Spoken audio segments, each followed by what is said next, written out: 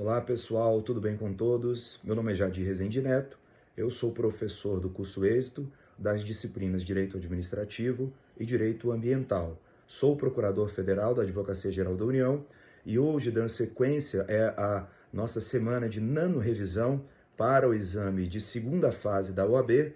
Eu apresentarei alguns pontos mais relevantes sobre o direito administrativo. Galera, vamos ser bem rápidos e objetivos, né? Vamos lembrar sempre, em relação ao direito administrativo, para a prova de vocês, é fundamental vocês sempre, em todos, praticamente todos os temas que vocês vão percorrer durante o estudo do direito administrativo, vocês terão que passar necessariamente pelo artigo 37 da Constituição Federal. Desde o LIMP, né, que é os princípios constitucionais da administração, legalidade, pessoalidade, moralidade, publicidade e eficiência, até a regra de acesso aos cargos e empregos públicos, que é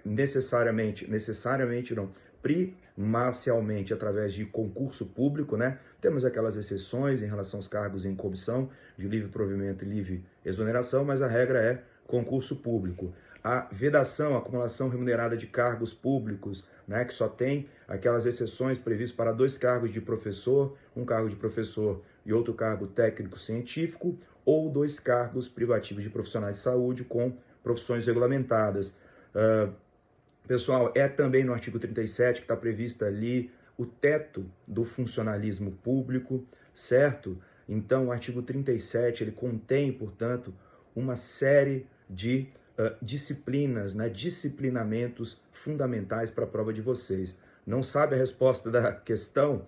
Procura no artigo 37, que se não tiver lá, pelo menos você vai ter uma pista para a solução daquela questão, certo? Lembremos, regime jurídico administrativo, ele é calcado, ele está fincado em 2 grandes superprincípios: o princípio da supremacia do interesse público e o princípio da indisponibilidade do interesse privado. Lembremos que a vida entre a administração pública, os entes da federação e suas pessoas jurídicas para com os particulares é uma relação desigual.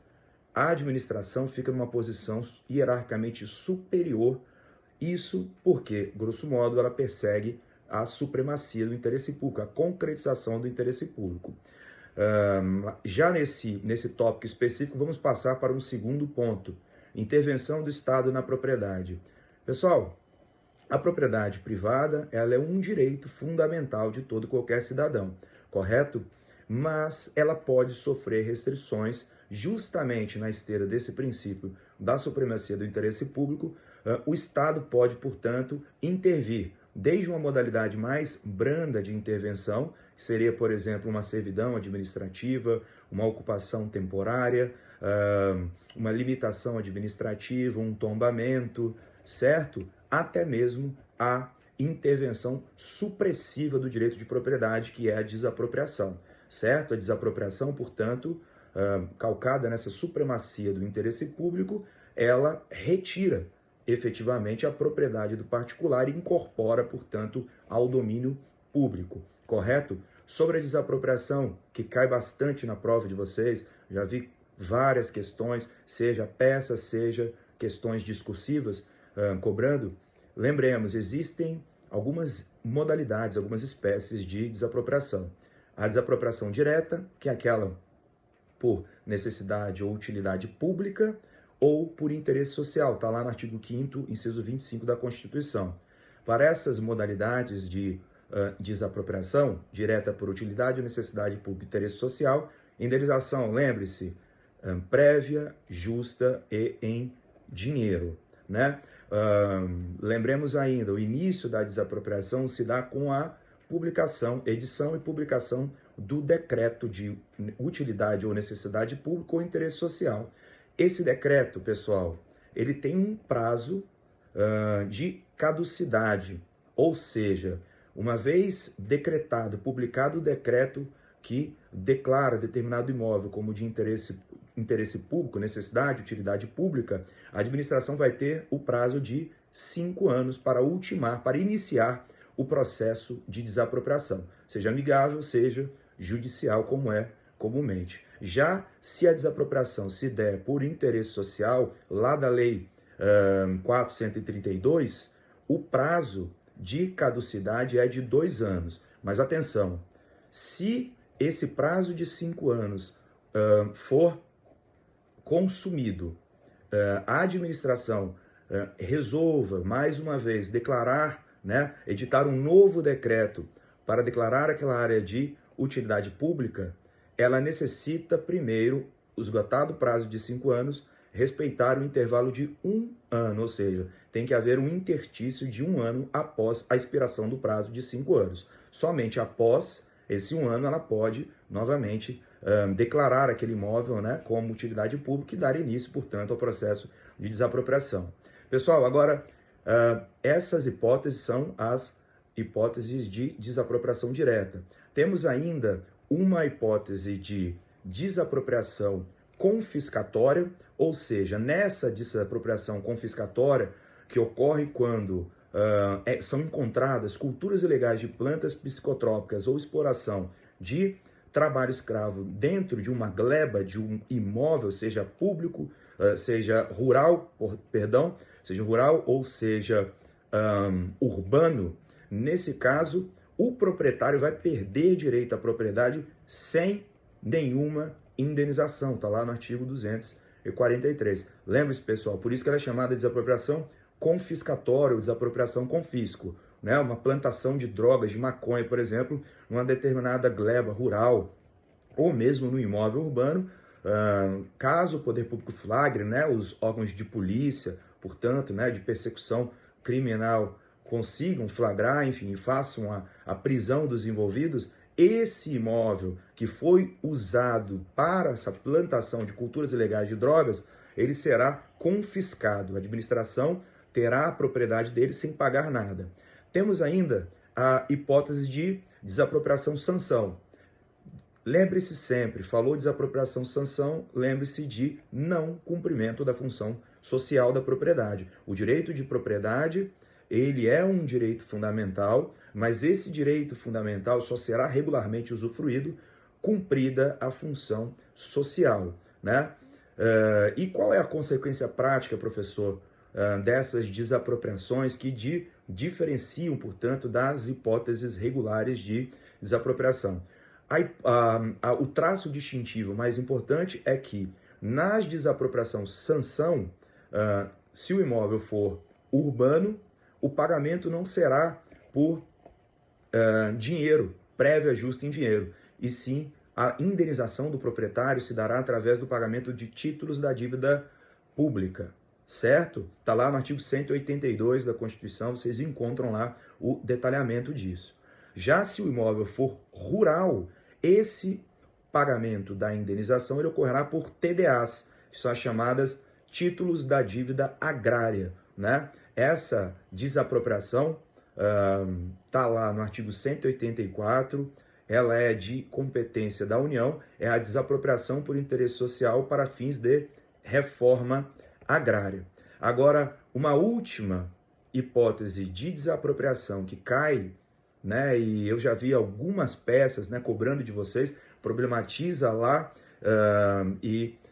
insta vocês a, portanto, eleger a peça e, portanto, construir os fundamentos para a solução daquele problema, é a desapropriação indireta. E o que é a desapropriação indireta? A desapropriação indireta é um apossamento administrativo que o poder público faz de um imóvel privado sem respeitar procedimento legal algum e sem pagar indenização. Nesse caso, o poder público meio que clandestinamente se apossa de um imóvel. Nesse caso, que a incorporação do bem, né, desse bem imóvel se dá de maneira irregular ao patrimônio público, só basta ao particular a ação de indenização por desapropriação indireta. Ele vai buscar judicialmente, né, o pagamento de uma indenização pela perda de sua propriedade, certo? Aqui, atenção a um ponto que cai, né? Hoje já existe jurisprudência sedimentada sobre isso, mas pode ser cobrada de vocês, que é a prescrição. A ação de desapropriação indireta, né, durante muito tempo, acabou sofrendo, né, essa celeuma em relação a qual seria o prazo de prescrição que o particular teria para buscar o pagamento de sua indenização. Nesse caso, o prazo é de 10 anos. Aplica-se, por analogia, o parágrafo único do artigo 1238, do Código Civil, certo? Em relação à desapropriação, portanto, direta, tenho isso, prazo de prescrição 10 anos, ok? Agora, pessoal, vamos falar um pouquinho, rapidamente, sobre os atos administrativos, né? A administração pública, ela pratica, né? Ela exprime sua vontade através da prática de um sem número de atos, né? Sejam portarias, decretos, certidões, delegações, enfim, é uma série de atos administrativos bastante extensos, né? E esses atos administrativos nada mais são do que materialização da vontade da administração, ou seja, a manifestação de vontade da administração que cria, modifica e extingue direitos, é o conceito de atos administrativos, certo? Aí eu lembro quais são os elementos dos atos administrativos. Pessoal, competência, forma, motivo, objeto e finalidade. São 5. Agora, tenham atenção. A violação, o defeito de qualquer desses atos administrativos pode produzir a nulidade do ato administrativo, certo? Com exceção nas hipóteses que esse defeito seja sanável, não acarrete lesão ao interesse público e nem prejuízos a terceiros, pois nesses casos, o ato viciado, prefacialmente viciado, poderá ser convalidado. Lembremos aí do artigo 55 da Lei 9784 de 99. Pessoal, a anulação de um ato administrativo, ela vai se dar quando esse ato estiver eivado de vício de legalidade. Um ato ilegal, ele deve ser, regra geral, anulado, ou seja, né, ele deve ser retirado do mundo jurídico. Agora, um ato cuja oportunidade ou conveniência não se revelem mais presentes a juízo da autoridade administrativa, ele será revogado. Aqui, na revogação, diferentemente da anulação, não há nenhum tipo de problema na legalidade do ato, mas sim há razões de interesse público que motivam a sua revogação, certo? Agora, professor, qual que é o prazo prescricional para a administração, no exercício de sua autotutela, anular um ato administrativo defeituoso? Pessoal, está lá no 54 da 9784/99, né, que é a Lei de Processo Administrativo, o prazo é de 5 anos. Agora, atenção, 5 anos, salvo comprovada má-fé. Se tiver má-fé, ou seja, tiver má-fé daquele que aproveitou o ato administrativo, nesse caso, ou praticou, nesse caso, não haverá que se falar nesse prazo de 5 anos. A administração poderá anulá-lo a qualquer tempo, certo? Inclusive, isso já foi objeto de questionamento numa questão da Ordem dos Advogados do Brasil. Pessoal, esgotada essa parte, vamos passar agora rapidamente para falar de alguns pontos da Lei de Licitação e Contratos, a Lei 14.133 de 2021, que eu julgo pertinentes. Pessoal, sempre quando a gente fala de contratos administrativos, a gente deve lembrar, mais uma vez, por influxo do princípio da superioridade do interesse público, em razão dessa assimetria entre a administração e os particulares, das chamadas cláusulas exorbitantes. Nos contratos em geral, os contratos civis celebrados entre particulares em geral, ambas as partes estão em condições de igualdade, certo?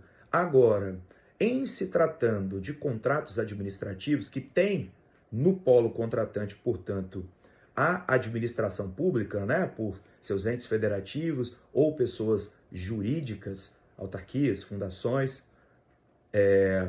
existe uma relação, portanto, de superioridade da administração e existem cláusulas e prerrogativas que são asseguradas por lei à administração. São elas a possibilidade de extinção unilateral dos contratos, a exigência de garantia, a relativização da alegação de contrato não cumprido.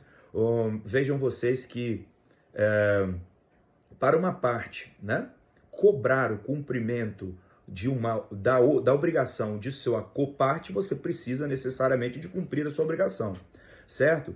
A administração, no entanto, mesmo diante da inadimplência, de sua própria inadimplência, digamos, a administração não está pagando, né, o contratado aquilo que ficou pactuado mensalmente. Mesmo diante da inadimplência, o contratado só pode suspender a execução contratual depois de 60 dias. Ou seja, existe, portanto, aqui uma flexibilização da autonomia privada em favor da administração. Falo também da possibilidade da aplicação de sanções administrativas ao contratado, né? E chamo atenção para uma parte que julgo muito importante e que pode ser cobrada: a possibilidade de alteração unilateral do contrato administrativo. Lembre-se, pessoal, artigo 125, quando fala desses limites percentuais para acréscimos e supressões, fala que o contratado é obrigado a aceitar alterações, acréscimos ou supressões, né, do valor atualizado do contrato em até 25%. Essa é a regra, com exceção de acréscimos para reformas de edifícios e instalações. Nesse caso, o limite sobe para 50%. Perfeito? Regra geral, o limite quantitativo, né, desses contratos, portanto, fica sujeito ao limite de 25%. Em se tratando de reformas de edifícios e instalações, esse limite sobe para 50%. É importante que vocês tenham noção disso, porque, eventualmente, na prova de vocês pode cair, por exemplo, que o poder público quer impor a uma empresa que você foi contratado como advogado uma alteração superior a esses limites, né? Nesse caso, produzindo, portanto, uma violação direta ao texto legal, e, a partir disso, eles podem provocá-los a apresentar uma medida judicial adequada, ok? Para combater essa conduta ilegal. Pessoal, queria chamar a atenção rapidamente também, já nos encaminhando para o final, da inclusão, da incorporação pela nova Lei 14.133 de 2021, que já está integralmente em vigor desde 30 de dezembro de 2023. Portanto, é necessário realmente que vocês dominem essa nova lei, certo? Da introdução de mecanismos alternativos de resolução de conflitos.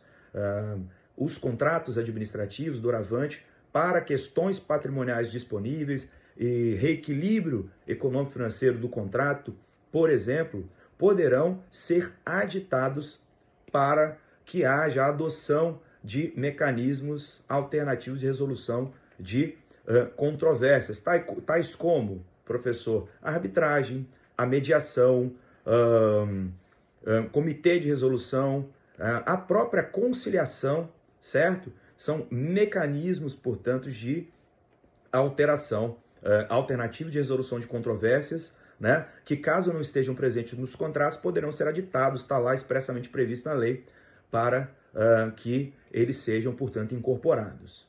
Vamos agora, pessoal, a responsabilidade civil do Estado, bem rápido aqui.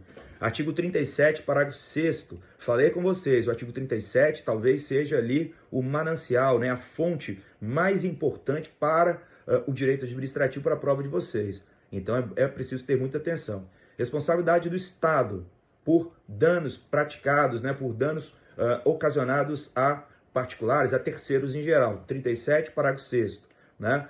Pessoa jurídica de direito público e pessoa jurídica de direito privado, prestador de serviço público nessa qualidade, respondem objetivamente pelos danos causados, certo? E o que, professor, significa responsabilidade objetiva? Significa que, provada a conduta, provado o dano e provado o nexo de causalidade entre eles, não há necessidade daquele lesado provar que há culpa ou dolo, ou seja, dispensa a prova de culpa ou dolo.